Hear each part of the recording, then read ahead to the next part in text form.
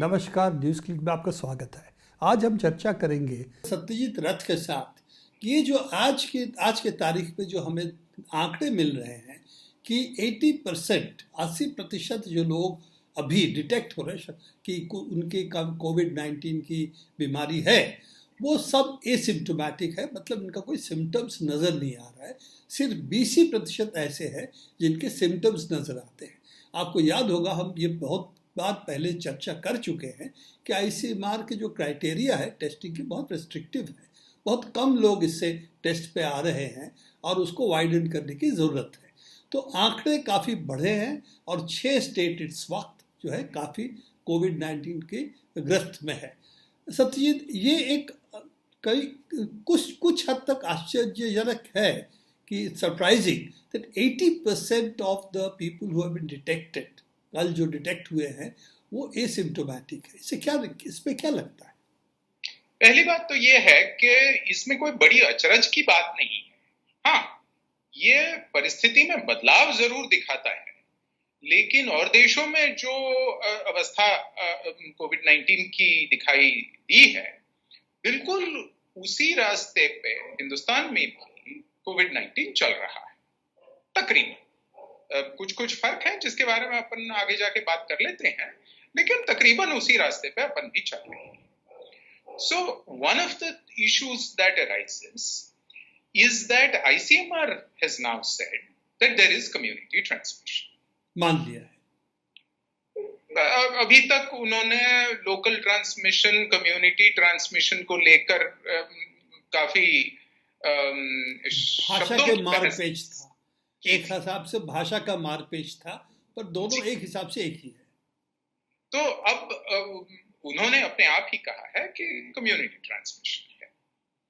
दूसरी बात यह है कि कई दिनों से आईसीएमआर ये कहते आई है कि हम जितने टेस्ट कर रहे हैं, और चूंकि हमारी टेस्टिंग क्राइटेरिया काफी रिस्ट्रिक्टिव है, तो हम जिन्हें टेस्ट कर रहे हैं उनमें से काफी लोग पॉजिटिव होने चाहिए।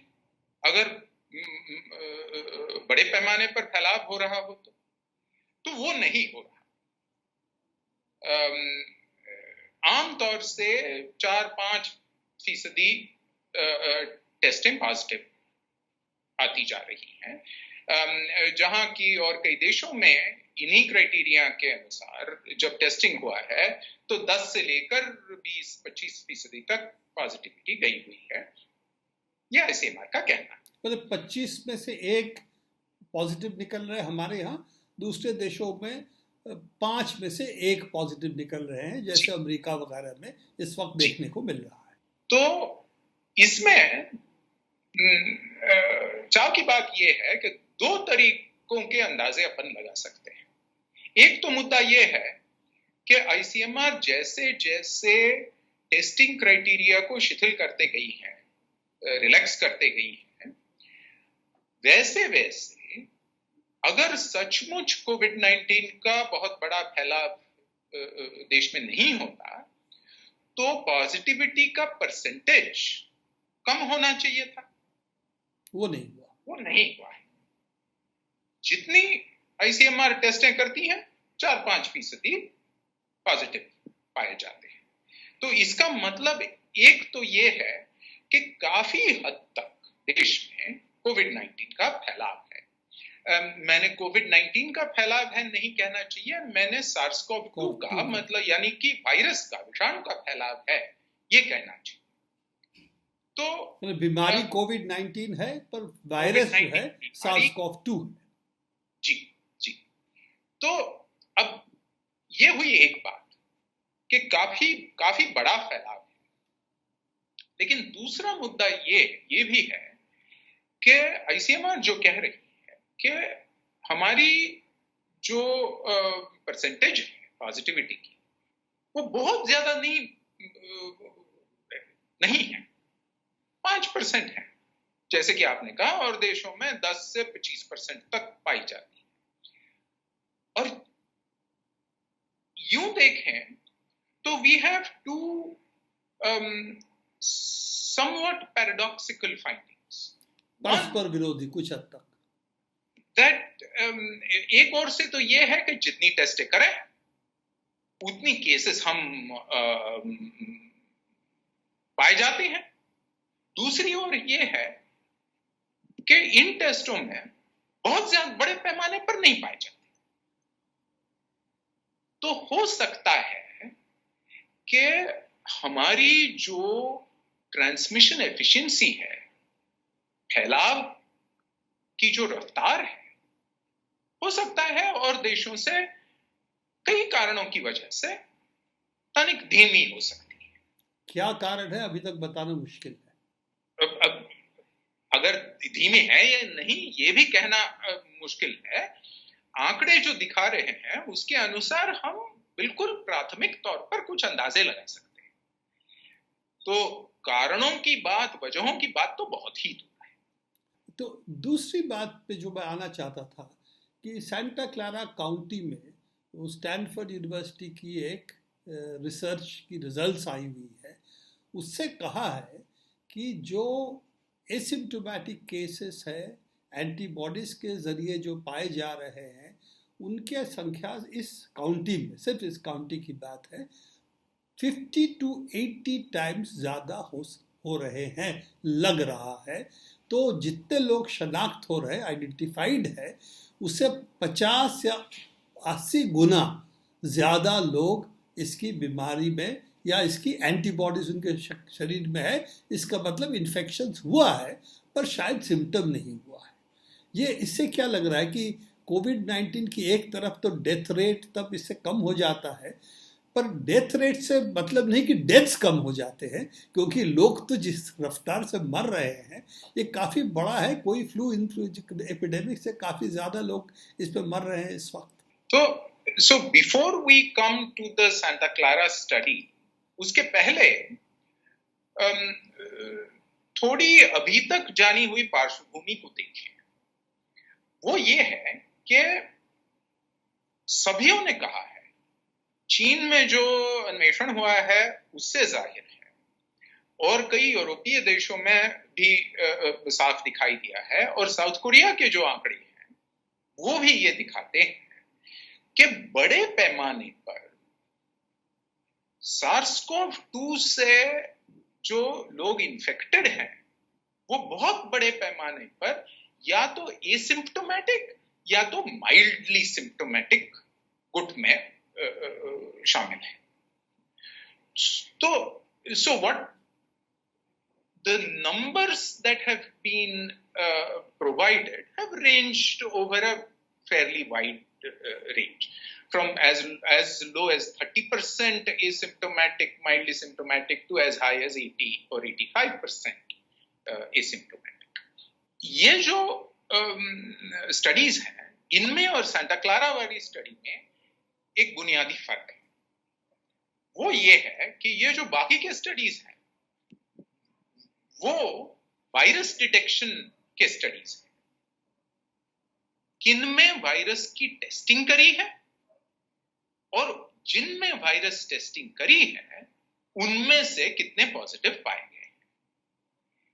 सांता क्लारा वाला जो स्टडी है वो इससे एक कदम आगे हमें ले जाता है, क्योंकि वो जो है वो ये है कि सांता क्लारा जिले में, काउंटी में तो जिले में कहिएगा, तो सांता क्लारा जिले में कितनी वायरस पॉजिटिव केसेस पिछले महीने भर में तकरीबन मिली है,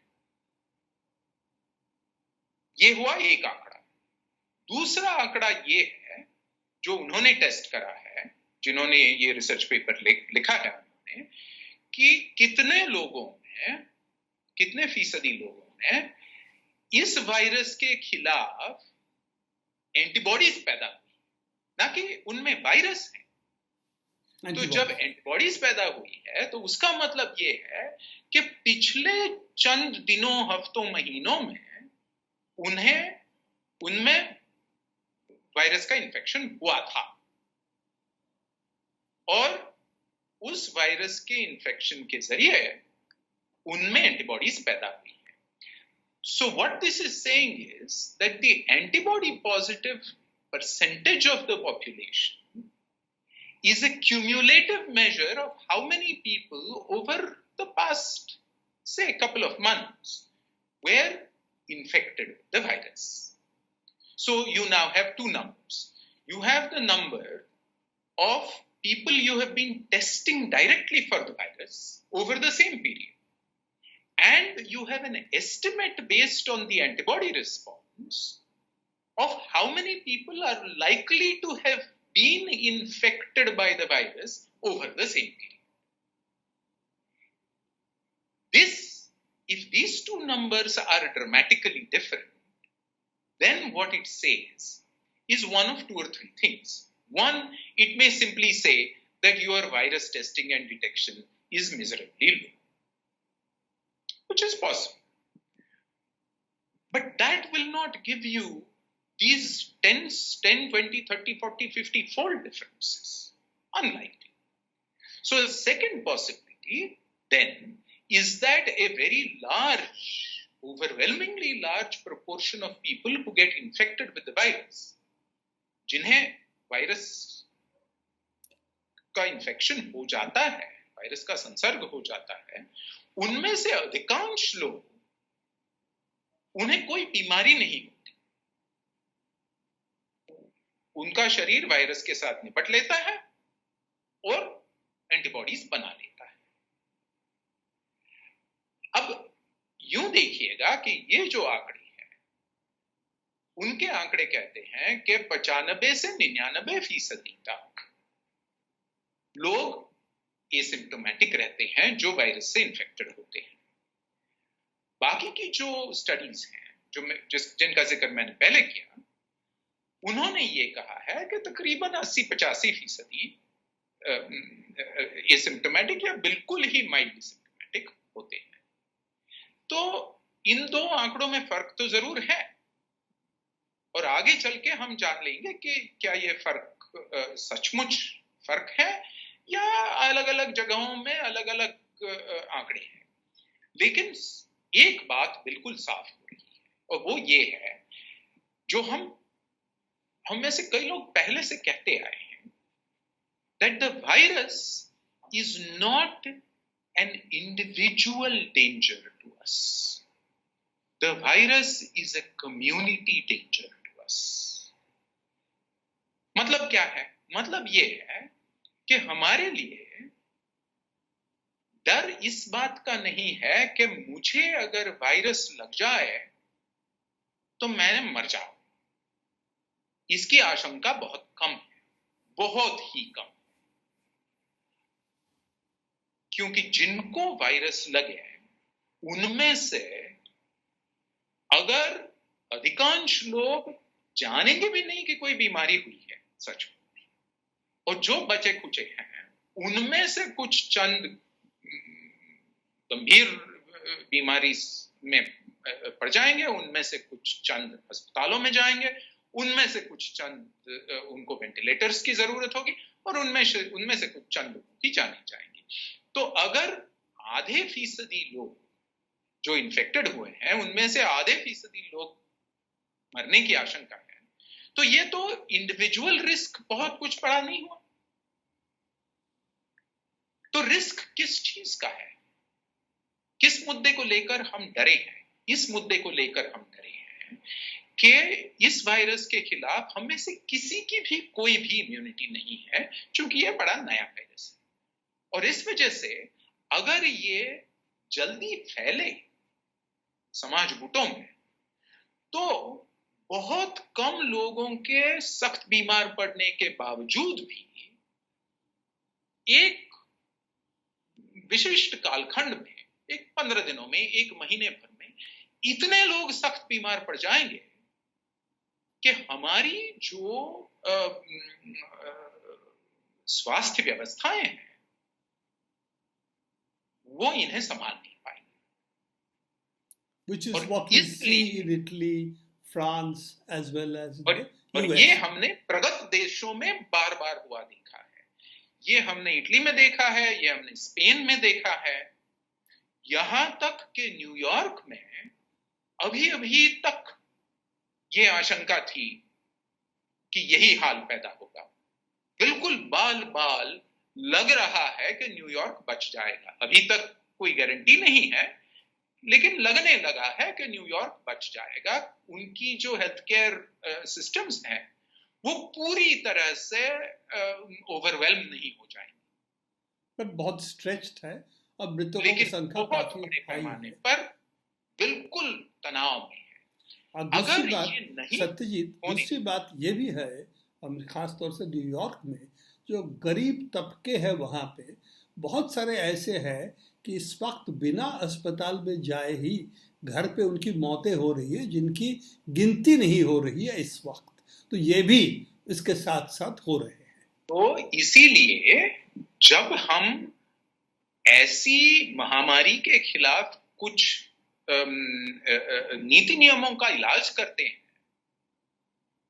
तब हमने ये भी सोचना चाहिए कि क्या इन नीति नियमों के पालन में और तरीकों की बड़ी समस्याएं खड़ी होंगी, जो हम देख रहे हैं देश में कि लॉकडाउन के दरमियान गरीब तबकों के खिलाफ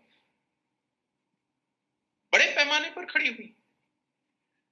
तो जो बात अमेरिका में दबे हुए तबकों की है, वही बात हिंदुस्तान में और भी बड़े पैमाने पर दबे हुए तबकों की है।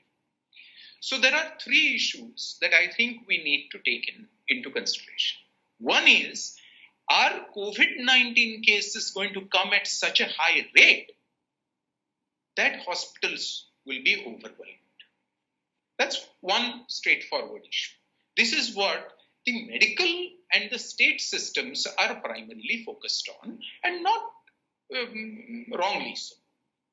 But a second issue is, if we prepare and commit our healthcare facilities to deal with COVID-19, are we withdrawing them from providing facilities for non-COVID-19 illnesses, which is happening across the length and breadth of the country, if anecdotal evidence is to be believed?